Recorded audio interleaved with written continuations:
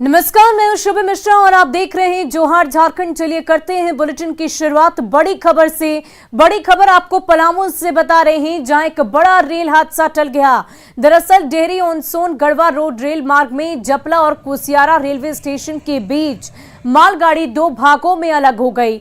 मालगाड़ी का आधा हिस्सा हैदरनगर रेलवे स्टेशन के पहले बहेरा गांव के समीप रह गया, जबकि शेष भाग इंजन के साथ हैदरनगर के रेलवे क्रॉसिंग 50B तक पहुंच गया।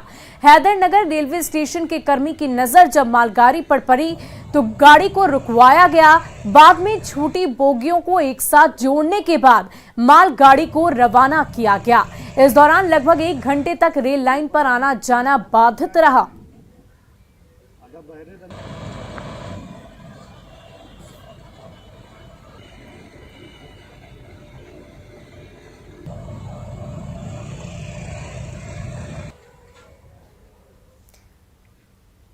वहीं झारखंड सरकार ने बजट से पहले परंपरा के मुताबिक विधानसभा में आज आर्थिक सर्वेक्षण रिपोर्ट पेश किया। वित्त मंत्री रामेश्वर उरांव ने इसे सदन के पटल पर रखा। सर्वेक्षण रिपोर्ट के जरिए वित्त वर्ष के अंदर होने वाली आर्थिक स्थिति में बदलाव की जानकारी दी गई। इसमें मुख्य रूप से आर्थिक विकास की दर और सकल घरेलू उत्पाद की वृद्धि की जानकारी शामिल है। वित्तीय वर्ष साल 2021-22 में राज्य की वास्तविक जीएसडीपी में 9.5% की वृद्धि का अनुमान लगाया गया था, लेकिन कोरोना की वजह से अर्थव्यवस्था पर इसका बुरा असर पड़ा है। मैं झारखंड सरकार का आर्थिक सर्वेक्षण प्रतिवेदन वर्ष 2021-22 ये एक प्रति सदन के पटल पर उपस्थापित करता हूं। मैं प्रस्ताव करता हूं कि झारखंड सरकार का आर्थिक सर्वेक्षण प्रतिवेदन वर्ष 2021-22 सदन पटल पर रखे जाने के पश्चात जनता में बिक्री के लिए प्राप्त हो। प्रश्न यह है कि झारखंड सरकार के आर्थिक सर्वेक्षण प्रतिवेदन वर्ष 2021-22 सदन पटल पर रखे जाने के पश्चात जनता में बिक्री के लिए प्राप्त हो। जो इसके पक्ष में है वह हाँ कहे, जो इसके विपक्ष में है वह ना कहे। मैं समझता हूं कि पक्ष में बहुमत है, पक्ष में बहुमत है, यह प्रस्ताव स्वीकृत हुआ। वहीं सदन में पेश आर्थिक सर्वेक्षण की मुख्य बातों पर अगर गौर फरमाएं तो इसमें 2021-22 में वास्तविक जीएसडीपी में 8.8% की बढ़ोतरी का अनुमान है, जबकि पिछले 2 वित्तीय वर्ष में विकास दर में गिरावट आई है। रिपोर्ट के मुताबिक देश और राज्य की अर्थव्यवस्था में 4% की एक समान बढ़ोतरी दर्ज की गई है। वर्तमान में जीएसडीपी के 4.7% तक अनुबंधित होने का अनुमान जताया गया है। राजस्व प्राप्ति की अगर बात करें तो साल 2021-22 में 76,707 करोड़ रुपए प्राप्त होने का अनुमान है, जो पिछले साल की तुलना में 36.6% अधिक है। वहीं राजकोषीय घाटा 3% से अधिक बताया जा रहा है, जिससे राज्य पर कर्ज का बोझ और भी ज्यादा बढ़ गया है। आर्थिक सर्वेक्षण में जो सकारात्मक बात है वो सिर्फ ये है कि राज्य गठन के समय आधी आबादी ही साक्षर थी, लेकिन अब साक्षरता का आंकड़ा बढ़कर 73% तक पहुंच गया है। और बजट सत्र के तीसरे दिन विधानसभा के बाहर और भीतर बीजेपी विधायकों ने राज्य में मॉब लिंचिंग की घटना के विरोध में प्रदर्शन किया। बीजेपी विधायकों ने कहा कि रुपेश हत्याकांड संजू प्रधान के मामले में राज्य सरकार तुष्टीकरण की राजनीति कर रही है। बीजेपी विधायकों का आरोप था कि मॉब लिंचिंग की घटनाओं पर सरकार का कानून और सरकार का व्यवहार साफ तौर पर पक्षपात को दिखाता है, जबकि सत्ताधारी ने बीजेपी के विरोध को राजनीति करार दे दिया है। संजू प्रधान की जिस तरह से जिंदा जलाकर हत्या की गई, मॉब लिंचिंग की गई, पिछले दिनों एक 17 वर्षीय नौजवान रुपेश पांडे की हत्या बरही में हुई मॉब लिंचिंग के माध्यम से पीट कर मार दिया गया और अपराधियों को सरकार ने अपना संरक्षण दिया हुआ है। अब मेरा मानना है कि जब तबरेज की हत्या होगी तो आप उसे मॉब लिंचिंग करार देंगे, लेकिन अगर रुपेश पांडे या संजू प्रधान की हत्या होगी तो आप चुपचाप चादर तान कर सो जाएंगे। ये दोहरी नीति चलने वाली नहीं है, इसलिए हम इसका विरोध कर रहे हैं। यह केवल मुस्लिम तुष्टीकरण के लिए ये एक राजनीतिक हथकंडा मात्र है और राज्य के अंदर इस प्रकार के हथकंडे अपनाने की दिशा में वर्तमान हेमंत सोरेन जी की सरकार काम कर रही है।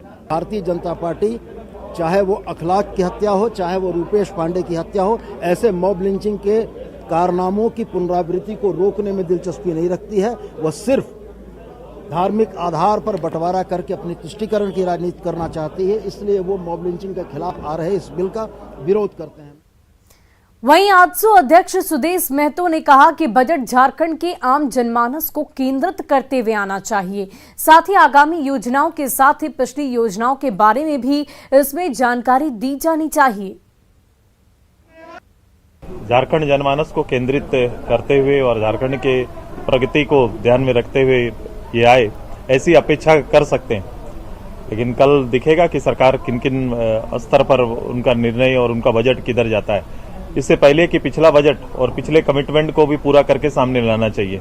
दोनों ही चीज होनी चाहिए। आगे आने वाले साल का जो बजट हो या फिर योजनाएं हैं उनके बारे में सरकार उल्लेख करे, लेकिन पिछला जितना कमिटमेंट, पिछला बजट कहाँ कितना दूर हम आगे बढ़ पाए या सक्सेस हुए कि नहीं, कितना सरेंडर हम किए हैं, इसकी जवाबदेही भी सरकार को लेनी चाहिए।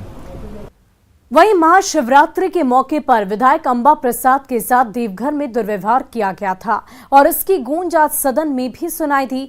स्वास्थ्य मंत्री बन्ना गुप्ता ने ऐसे आचरण की निंदा की है।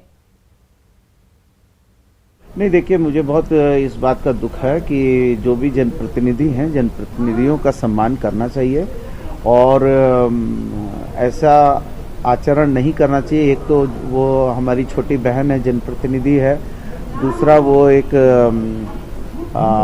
महिला भी है, तो उसके साथ कम से कम व्यवहार अच्छा होना चाहिए था।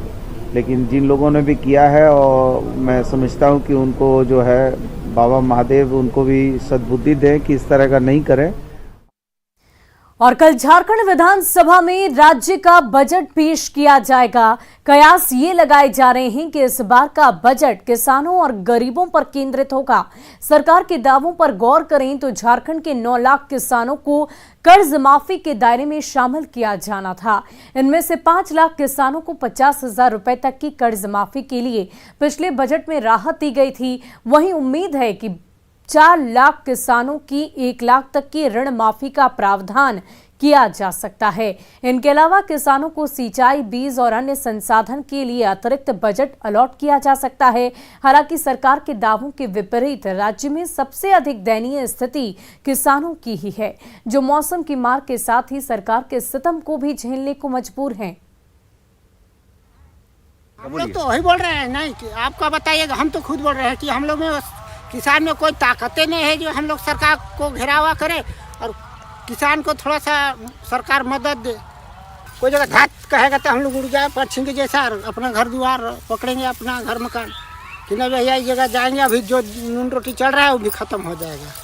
का फायदा जो कमा रहे हैं, साग मन बेच रहे हैं, वही वाला को बाल बच्चा पढ़ा लिखा रहे हैं, उसी में चल रहा है, खा पी रहे हैं। अब क्या करेंगे, यही धंधा करबे कर।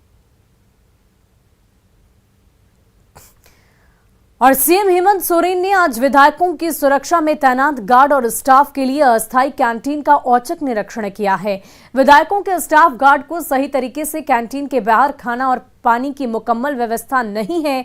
सीएम ने कहा कि आज ही सदन के जरिए मुझे ये जानकारी मिली है कि हमारे विधायक की सुरक्षा में तैनात गार्ड और उनके स्टाफ के लिए खाने और पानी तक की मुकम्मल व्यवस्था नहीं है।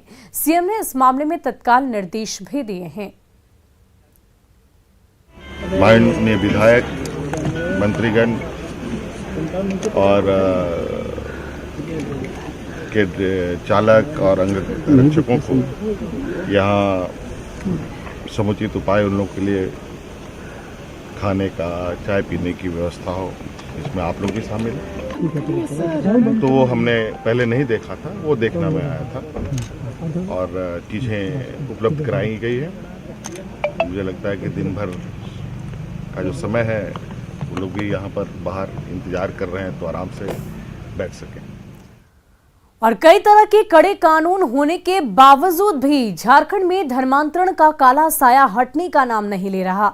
बात पाकुड़ की अगर करी तो यहाँ हिरणपुर प्रखंड में रामाकुड़ा गांव में लोगों पर ईसाई धर्म अपनाने का दबाव दिया जा रहा है। और इतना ही नहीं, धर्म परिवर्तन न करने पर जबरन खेत कब्जा के साथ ही गांव से बेदखल करने की चेतावनी दी जा रही है। लोगों का आरोप ये है कि सरना धर्म के पूजा स्थल मांझी थान के ईसाई लोगों ने बलपूर्वक घेराबंदी कर दी है। और उन्हें पूजा से वंचित किया जा रहा है। इसकी शिकायत उच्च अधिकारियों तक की गई, लेकिन अब तक कोई कार्रवाई नहीं हुई है। आदिवासियों को ईसाई बनाना बंद करो। जो हम लोग रूढ़िवादी है, जो मेरा पिताजी आदम से हम लोग आते आ रहे हैं प्रधान में, हम प्रधान भी हैं, हम इस मस्जिद में पूजा करेंगे। जबरदस्ती लोग पूजा ना करने की वजह से लोग घेर लिया है मेरे पाजीतन को। हमारा जो आदिवासियों का, जो यहाँ के संथाल आदिवासियों का जो माझी थान व्यवस्था है, जो माझी थान एक पूजा स्थल है, उस पूजा को जो है ईसाई बने लोग बाउंड्री करवा देते हैं और हमारे लोगों को पूजा करने के लिए 3 महीना तक रोकते हैं सर। और उसके बाद पूजा करने से रोकने के बाद बोलते हैं ईसाई बन जाओ। ये मामला है सर। और इसको लेकर के हम लोगों ने और हमारे लोगों ने जो है उपायुक्त से लेकर के थाना प्रभारी तक को बार ज्ञापन दिया, FIR तक, इसका सारा चीज़ हम लोगों के पास एविडेंस है सर, फिर भी कार्रवाई नहीं हो रहा है। वहीं रामाकुड़ा के मुखिया ने धर्मांतरण पर जारी विवाद से इनकार किया है। उन्होंने कहा है कि ये केवल प्रधानी से जुड़ा विवाद है और इसे जबरन मुद्दा बनाया जा रहा है। गांव शांतिपूर्ण है और धर्म को लेकर के मेरा मुंह से कभी कुछ नहीं निकला है। और वैसे भी कल जैसे CO साहब भी आए थे, थाना प्रभारी दल बल के साथ आए थे, वहाँ लोगों को पूछे तो धर्म को लेकर के कहीं कोई विवाद नहीं है और किसी को धर्मांतरण करने के लिए मजबूर किया जा रहा है, वैसा भी कोई बात नहीं है। वहीं झारखंड में लगातार हो रहे धर्मांतरण को लेकर विश्व हिंदू परिषद राज्यपाल को ज्ञापन सौंपेंगी और इसके साथ ही सभी मंत्री और विधायकों से मिलकर संगठन की ओर से प्रदेश में बढ़ते धर्मांतरण को लेकर भी जानकारी दी जाएगी। VHP के राष्ट्रीय प्रवक्ता ने कहा कि धर्मांतरण पूरे झारखंड के लिए एक ज्वलंत मुद्दा है। उन्होंने जमशेदपुर में रवि सिंह की ओर से चलाए जा रही चंगाई सभा का भी जिक्र किया, जिसके जरिए लोगों को ईसाई बनने के लिए प्रेरित किया जाता है।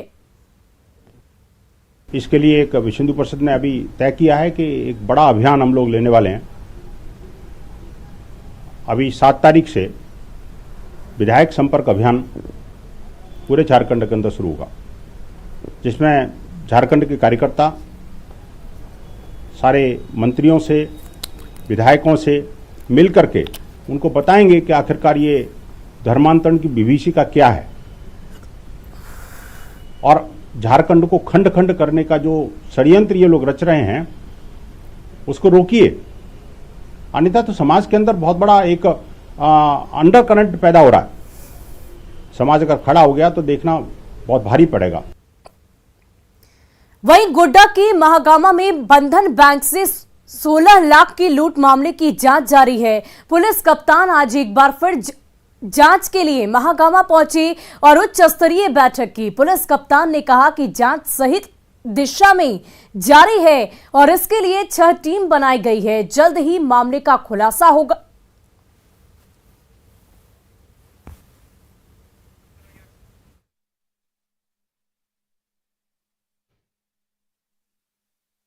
सही रास्ते पे हम लोग 6-7 टीम बनाए हुए हैं और उसमें हर एक टीम को स्पेसिफिक टास्क दिया गया है और हम लोग उम्मीद कर रहे हैं कि जल्द से जल्द जो है क्रिमिनल्स को पकड़ लेंगे। तो मैं यही अनुरोध करूंगा कि आप अपने जो है पुलिस का जो है नंबर रखना है। अगर ऐसे सिचुएशन आता है तो तुरंत जो है खबर करना है। हमारे लिए गोल्डन आवर जो होता है वो अगर मिस हो जाता है तो बहुत मुश्किल हो जाता है।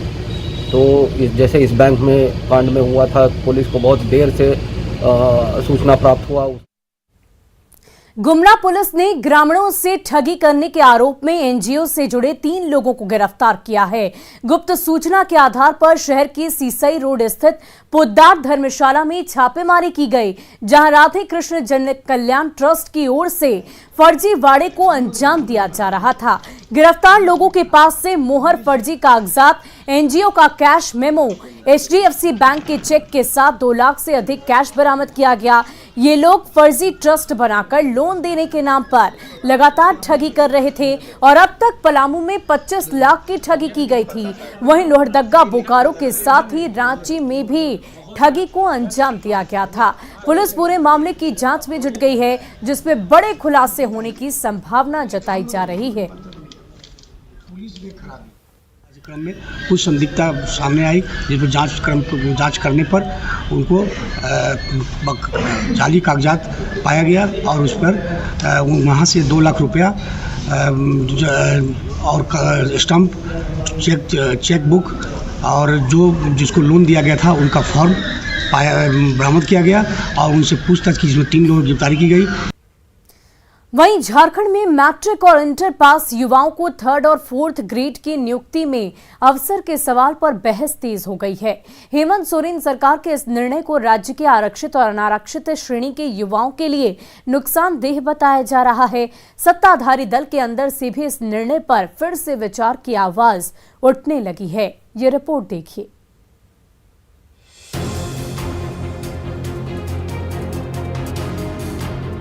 झारखंड में 3rd और 4th ग्रेड की जिला स्तरीय नियुक्ति को लेकर बहस तेज हो गई है। मैट्रिक और इंटर पास युवाओं को नियुक्ति में मौके के सवाल पर कई तरह के सवाल उठने लगे हैं। एक नजर डालते हैं नियुक्ति में मौका देने पर उठ रहे सवालों और उनके संभावित नतीजों पर। सरकार के फैसले से दूसरे राज्य के अभ्यर्थियों को रोक पाना नामुमकिन होगा। वहीं दूसरे राज्य के युवा भी झारखंड से मैट्रिक या इंटर पास कर नियुक्ति प्रक्रिया में हिस्सा ले पाएंगे। सरकार का फैसला अनारक्षित श्रेणी के युवाओं के लिए नुकसानदेह बताया जा रहा है। इधर अनारक्षित श्रेणी के स्थानीय मूलवासी कैटेगरी के युवा नियुक्ति प्रक्रिया में भाग नहीं ले सकेंगे। ऐसे में सरकार के फैसले को कोर्ट में चुनौती देना लगभग तय माना जा रहा है। वहीं ये भी सवाल उठ रहे हैं कि स्थानीय मूलवासी और खतियानधारी को किस संविधान के तहत नियुक्ति प्रक्रिया से सरकार रोकेगी। ये और इस तरह के कई और सवाल राजनीतिक गलियारे में उठने लगे हैं। सदन के अंदर भी राज्य सरकार के इस निर्णय पर विधायक हेमंत सोरेन को आईना दिखाने में जुट गए हैं। सरकार ने उल्टा किया कि राज्य के लोगों के लिए अवसर ज्यादा करने के बजाय और उस खिड़की को खोल दिया और इससे एक बार फिर से जो है यूं ही बाहर से जो लोग पढ़ने वाले थे उनको अवसर और ज्यादा मिलेगी और ये राज्य के युवाओं की आकांक्षाओं की पूर्ति नहीं कर पा रहा है। मैट्रिक और इंटर पास युवाओं को नियुक्ति में अवसर के सवाल पर सत्ताधारी दल के अंदर से ही विरोध की आवाज उठने लगी है। कांग्रेस ने खुद की सरकार से ही इस निर्णय पर पुनर्विचार करने की मांग की है।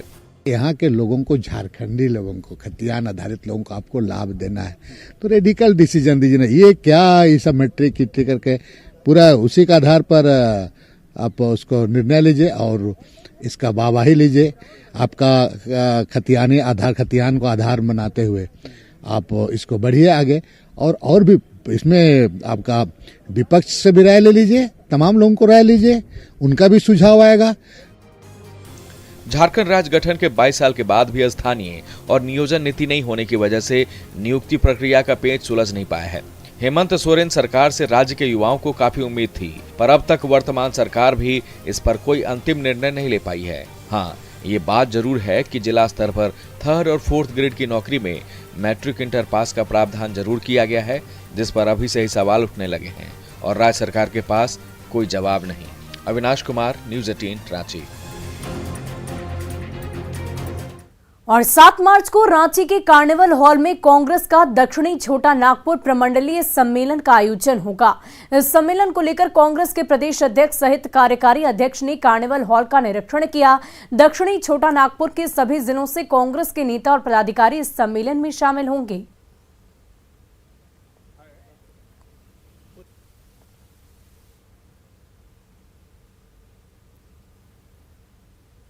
हमारे प्रमंडल के जितने जिले हैं उसके जिला अध्यक्ष हैं और बाकी जो पदाधिकारी हैं, विभिन्न संगठन मोर्चा के जो हमारे अध्यक्ष वगैरह हैं, वो सभी इस समय शामिल होंगे।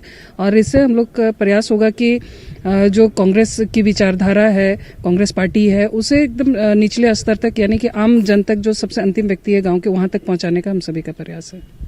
वहीं झारखंड राज्य एकीकृत पोषण सखी संघ की सेविकाएं अपने बकाया वेतन को लेकर पिछले 8 दिन से रांची में धरने पर बैठी हैं। यहां करीब 200 पोषण सखियों का अनशन लगातार जारी है, जिनमें से कई की हालत बिगड़ने लगी है। पोषण सखियों ने प्रशासन से मदद की गुहार लगाई है, लेकिन उनकी सुध लेने वाला कोई भी नहीं है। ऐसे में न्यूज़ 18 की टीम जब पोषण सखियों की हालत की जानकारी लेने उनके पास पहुंची तो प्रशासन भी एक्शन में नजर आया, जिसके बाद बीमार पोषण सखियों को इलाज के लिए पारस अस्पताल ले जाया गया। हम लोग 23 तारीख से ही भूख हड़ताल पर बैठे हुए अपनी मांगों को लेकर के। हम लोग का अभी देखिए लगातार हम लोग प्रदर्शन करते आ रहे हैं, लेकिन इनका तबीयत आज 8वां दिन है, अनशन पर बैठी हुई है। लेकिन हम लोग मीडिया के माध्यम से तो बराबर हम लोग प्रयास तो आप दिखाई रहे हैं कि क्या हम लोग का हालत है। लेकिन यहाँ का प्रशासन को अभी हम जो गार्ड हैं उनको कॉल किए, एसडीओ साहब को कॉल किए, हम लोग 7-8 बार से ज़्यादा कॉल कर चुके हैं। लेकिन एसडीओ सर एक बार जैसे उठाए कॉल, उनका कहना था जैसे हम लोग सुने कि सर पोषण सखी का हालत बहुत गड़बड़ है, दैनिक हो गया, आप प्लीज़ किसी डॉक्टर को यहाँ मुहैया करवा दीजिए। और हम लोग तो उस फोन काट दिए। उसके बाद जब हम लोग फोन करें तो बार बार वो फोन कट करते रहे। अगर हम बीमार पड़ते हैं तो हमारे लिए ट्रीटमेंट है कि नहीं है, स्वास्थ्य विभाग में कोई है मेरे लिए कि नहीं है, सरकार क्या चाहती है। आज उन्होंने कुछ ना कुछ हमको बोला जाए, मतलब जवाब सरकार से हम चाहते हैं कि अगर सरकार की नौकर है तो वहाँ से भी धकेला जा रहा है, अगर यहाँ भी है तो यहाँ मेरे लिए कोई सुविधा नहीं है। तो हम लोग सरकार के क्या हैं? अगर हम हैं तो सरकार है, और अगर हम भी चाहते हैं कि हमारे लिए भी सरकार बनी है तो हमें भी सुविधा मिलेगी। तो अनसुनी क्यों कर रही है? हर विभाग से अनसुनी क्यों किया जा रहा है? बस यही चाहते हैं सरकार से हमारी सुनवाई करे। तो पिछले 23 फरवरी से जो पोषण सखी है ये अनशन पर बैठी अपनी मांगों को लेकर के, और इनका कहना है कि पिछले 3 दिनों से इनकी तबीयत जो है खराब है 2 पोषण सखियों की, लेकिन इनकी सूद लेने वाला कोई नहीं है। जब न्यूज़ 18 की टीम जब इनके पास पहुंची इनकी तबीयत खराब को देखते हुए, तो यहाँ पे प्रशासन जो है वो एक्शन पर हमें नजर आ रहा है। प्रशासन की तरफ से जो है मजिस्ट्रेट यहाँ पे आए हैं और पोषण सखियों को जो है अभी पारस या सदर अस्पताल लेके जा रहे हैं। रांची से संवाददाता कोमल बहल की रिपोर्ट। और फिलहाल के लिए इस बुलेटिन में इतना ही। मुझे दीजिए इजाजत। आप बने रहे न्यूज़ 18 बिहार झारखंड के साथ।